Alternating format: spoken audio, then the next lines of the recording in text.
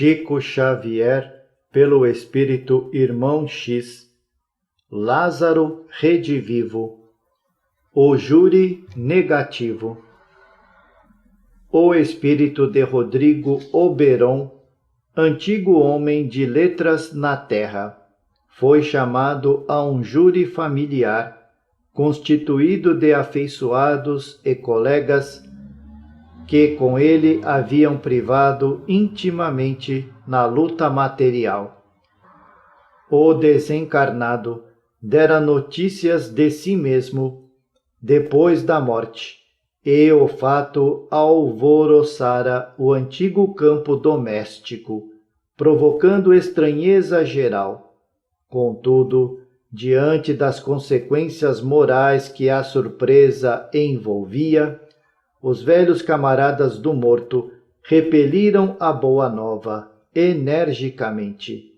Oberon, todavia, não se intimidou e, porque habitasse agora o país da verdade, continuou escrevendo, dirigindo-se não mais aos irmãos de outro tempo, mas aos companheiros de boa vontade, que a nova tarefa lhe dera a conhecer, enriquecendo-lhe o coração ante a insistência dele. Porém, os amigos reclamaram-lhe a presença em reunião mais íntima, a que o médium, acusado de embusteiro e mistificador, compareceu constrangido, encarcerado em justas inibições. No entanto, tamanho era o bom desejo de Rodrigo que os óbices naturais foram vencidos e ele conseguiu manifestar-se perante a Assembleia de Irmãos do Pretérito, agora convertidos em simples investigadores. Logo notou que ninguém, na sala, recebia a visita com espontaneidade desejável. Todos os presentes timbravam em fixar atitudes de vigilância. Alguns arregalavam os olhos, outros apuravam a acuidade auditiva para intensificar a severidade da crítica.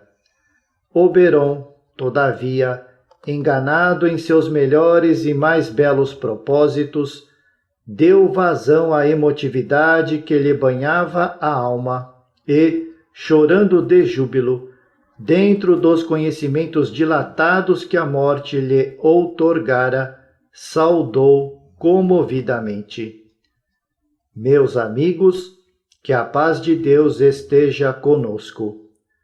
Entreolharam-se admirados os assistentes. Um deles rompeu a estupefação e comentou em voz alta: O que significa isto? Rodrigo Oberon era um ateu inteligente. Não falaria agora com relação a Deus.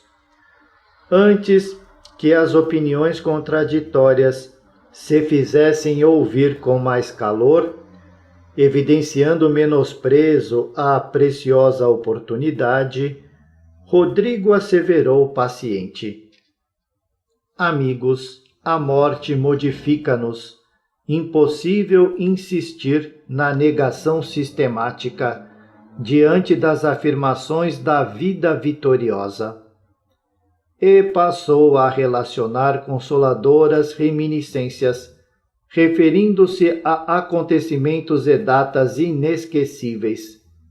Todavia, enquanto o desencarnado expandia sublimes emoções, os presentes acentuavam a frieza do primeiro instante de observação.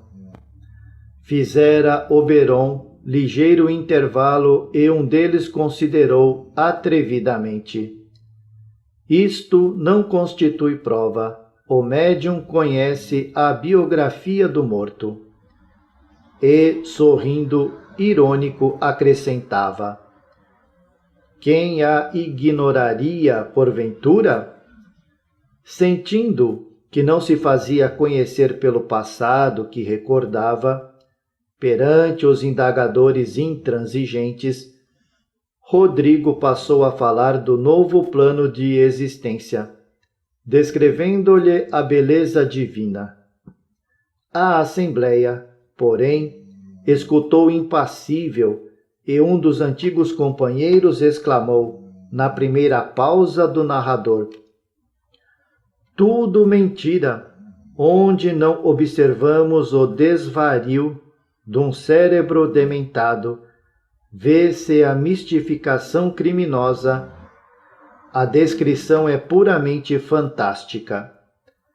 Fixando os olhos miúdos nos colegas, tão rígidos de sentimento quanto ele, indagava sarcástico: não teremos bastante ficção no mundo?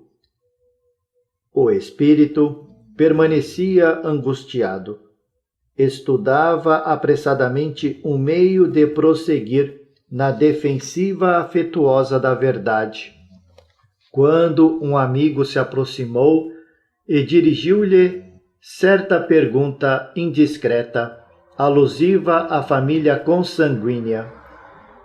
Ele sabia que, se a morte o conservava sem mudança espiritual, não se verificava o mesmo no ambiente doméstico. A separação, na esfera terrena, determinara modificações apreciáveis em sua casa. Ferido no mais íntimo da alma pela crueldade da solicitação, respondeu timidamente: não me obriguem, por piedade, a opinar em situações que devo esquecer. Não me cabe o direito de interferir nas decisões respeitáveis dos que me foram amados no mundo. Não posso. Contudo, insensível ao seu sofrimento, um dos investigadores considerou: não veem? Estamos presenciando um caso de cadeia ou sanatório. Quando se procura a identificação do morto, o espírito recua. A estas palavras seguiram-se gargalhadas sonoras. Rodrigo não desanimou. Reunindo os recursos verbais, referiu-se profundamente emocionado aos laços sublimes da ternura e da compreensão, das velhas alegrias da camaradagem terrestre. Mas, ao terminar, alguém gritou desrespeitosamente: simples banalidades, acabemos a farsa, o diabo não tem família. Oberon tentou explicar-se, ainda comentando com humildade a sua posição difícil no momento e relacionando as surpresas que aguardam o homem além do sepulcro. Todavia, antes de concluir, um dos assistentes cortou-lhe a palavra, injuriando-lhe a presença. Vá, Satã imbecil! Um escritor medíocre não cometeria os erros de psicologia e linguagem que a sua audácia atribui ao nosso amigo morto. Saberemos vingar-lhe a memória. Castigaremos os culpados desse ato burlesco em que um demente, apelidando-se de médium, desempenha o papel do histrião criminoso, cabotino e inconsciente.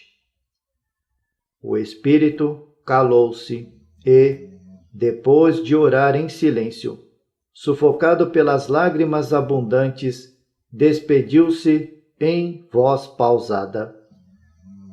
Adeus, amigos. Nunca mais, enquanto permanecerem na carne, ouvirão Rodrigo Oberon em júris familiares. Entretanto, já que vocês não me recebem no céu do entendimento, eu irei encontrá-los no inferno da incompreensão na primeira oportunidade. Recusam agora o amigo que a vida lhes devolve, mas a morte, esperará por vocês todos, encaminhando-os ao diabo que invocam, até à vista. E, sob forte impressão, dissolveu-se a pequena assembleia, para que os velhos camaradas do morto continuassem marchando, por si mesmos, ao encontro da verdade, ferindo os próprios pés no caminho vasto da experiência. Chico Xavier pelo Espírito Irmão X. Lázaro Redivivo. Adivinhações. Meu amigo, você ainda pertence ao número daqueles que consideram os espíritos desencarnados adivinhadores e pergunta o motivo pelo qual não pulverizamos as afirmativas dos detratores gratuitos e apressados do espiritismo cristão. Julga você, acompanhando as águas de muita gente, que somos novas edições do velho Tiresias, precursor da Buena Dicha, e que, à maneira dos criados linguarudos, devemos estar em dia com todos os segredos do próximo, a fim de, por esse processo fácil, dar-lhe a conhecer nossas atividades espirituais, de modo concreto e insofismável. Creia, porém, que a lógica não autoriza semelhantes suposições.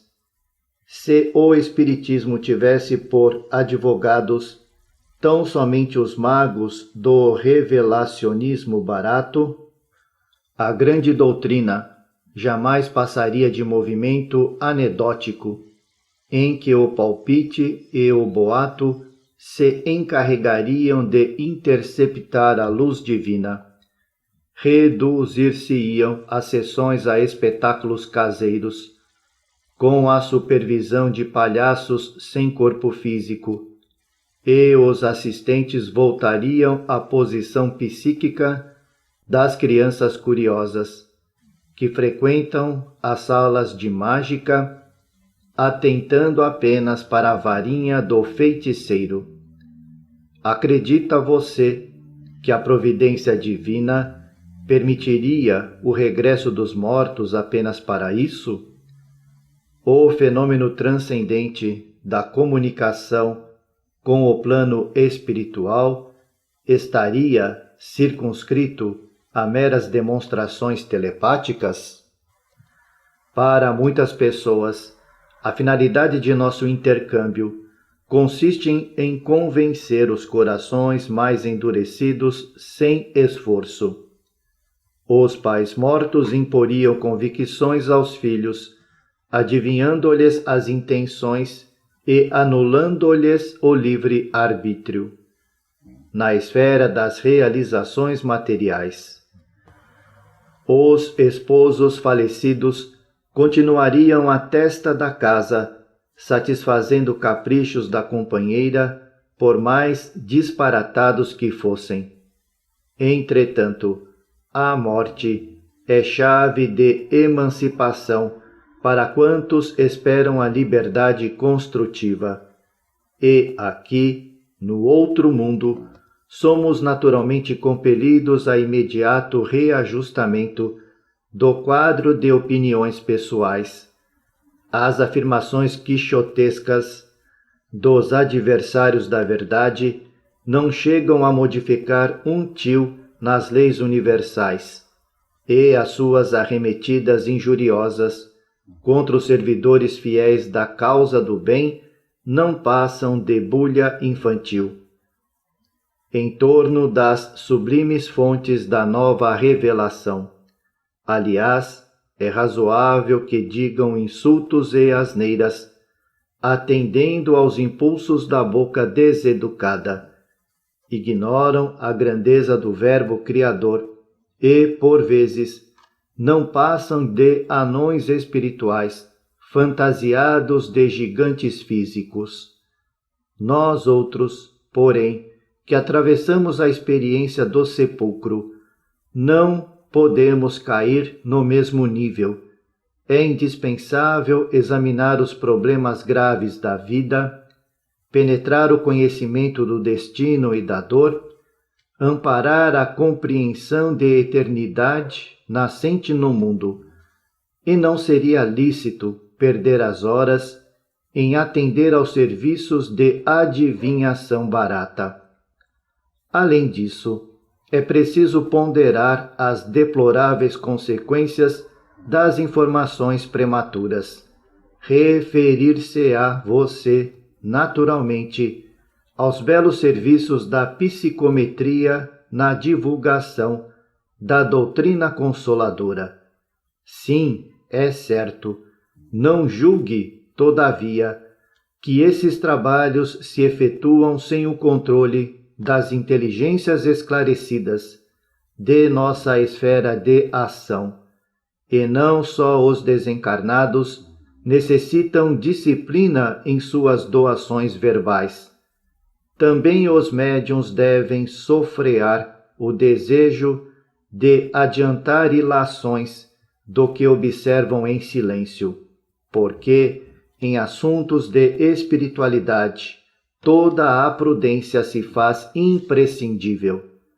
Li, algures, a história de um vidente moderno que passava por ser maravilhosamente verdadeiro.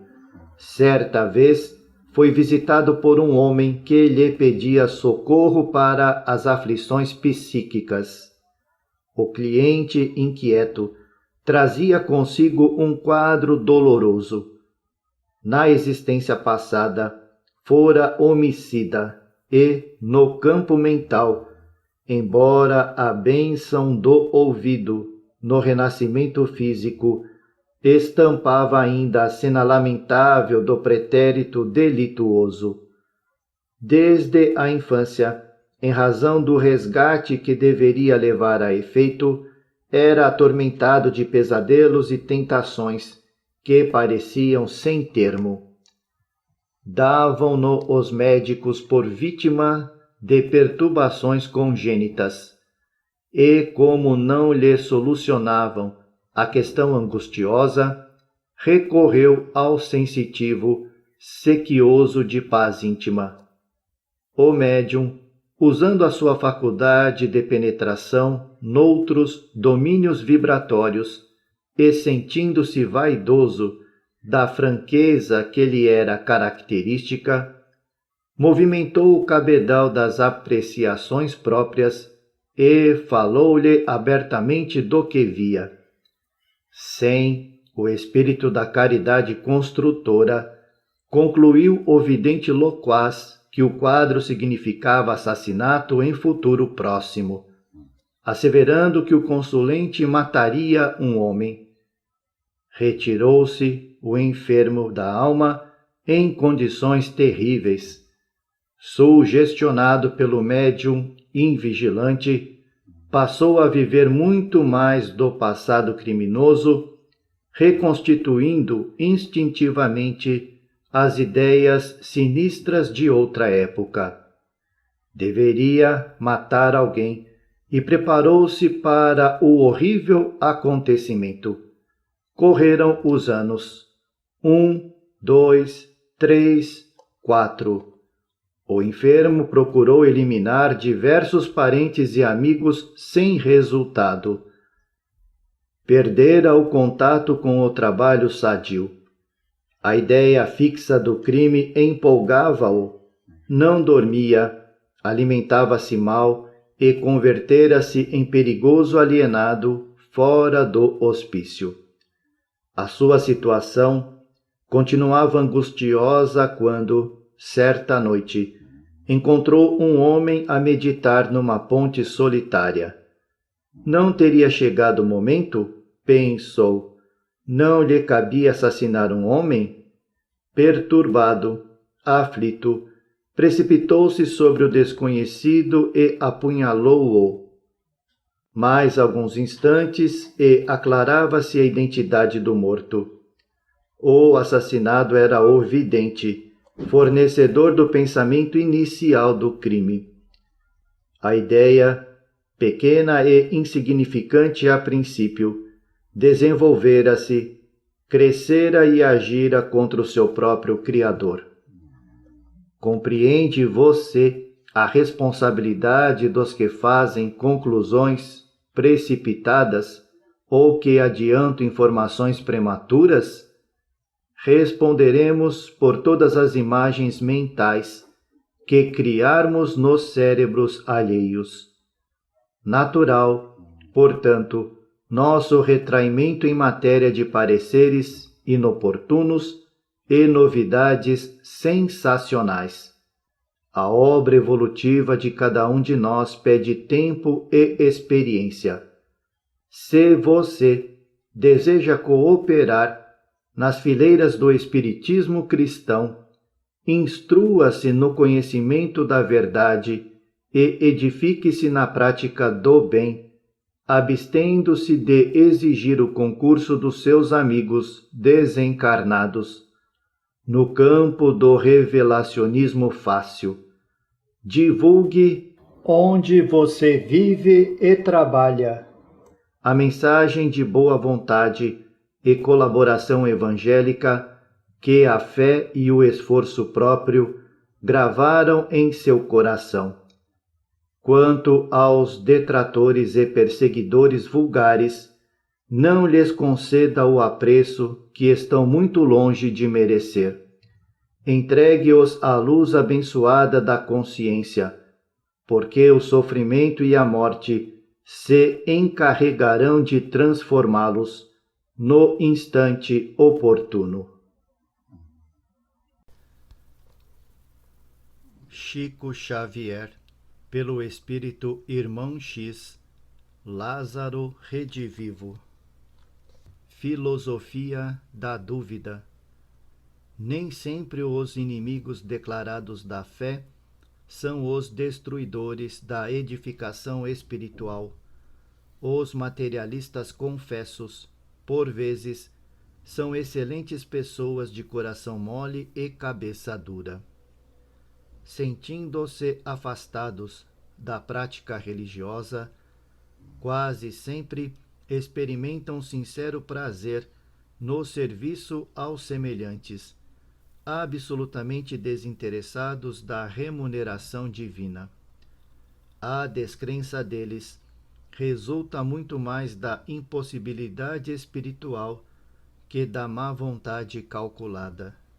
E como não se pode exigir fruto da laranjeira tenra, é necessário deixá-los no ateísmo provisório, ao sol e à chuva das experiências que fazem e desfazem as coisas e situações, para que o homem descubra a própria grandeza. Os caracteres verdadeiramente perigosos para os serviços edificantes da fé são aqueles que lhe recebem as bênçãos, absorvem as luzes e recolhem os benefícios, declarando-se contra ela, no dia seguinte, empunhando as armas da inteligência com que precipitam no abismo da dúvida a mente frágil dos companheiros que lhes pedem a mão. Os sacerdotes do Sinédrio, que provocaram a crucificação do Cristo, permaneciam na rigidez de princípios que lhes caracterizava o trabalho e jamais esconderam o desagrado que a lição de Jesus lhes causava, mas os soldados pagos, para declarar que a ressurreição não passava de embuste grosseiro, asseverando, à maneira de observadores superinteligentes, que os discípulos haviam furtado o corpo do Mestre nas sombras da noite. Esses, sim, ocasionaram graves distúrbios junto ao Evangelho nascente. É inegável que semelhantes perturbadores não afetam a verdade eterna em sua essência divina. As permanentes discussões dos astrônomos sobre as manchas do Sol não impedem que o astro glorioso continue iluminando e sustentando o planeta. As tricas teológicas da Terra nunca diminuíram a misericórdia de Deus. Entretanto, na esfera das realizações humanas, a ausência de cooperação dos favorecidos da inteligência retarda, de certo modo, as construções sublimes da fé viva para a concórdia e felicidade de um mundo melhor. É justo, portanto, indicar-nos a zona nevrálgica do trabalho, procurando acordar os companheiros de cérebro desenvolvido e coração atrofiado. Desde os primeiros dias do Consolador, trazido à Terra com o Espiritismo cristão, cercam eles a esfera do serviço digno de restauração evangélica, lançando as areias movediças da dúvida no terreno destinado às convicções sadias. Cooperando no ministério sublime de Allan Kardec, os espíritos sábios e benevolentes organizaram com o inesquecível missionário a codificação da doutrina consoladora, endereçada ao espírito sofredor da humanidade. Todavia, Charles Richer, não obstante os títulos enobrecedores que lhe exornam a personalidade, faz a revisão dos ensinamentos espiritistas, criando a metapsíquica para evidenciar a supremacia da dúvida.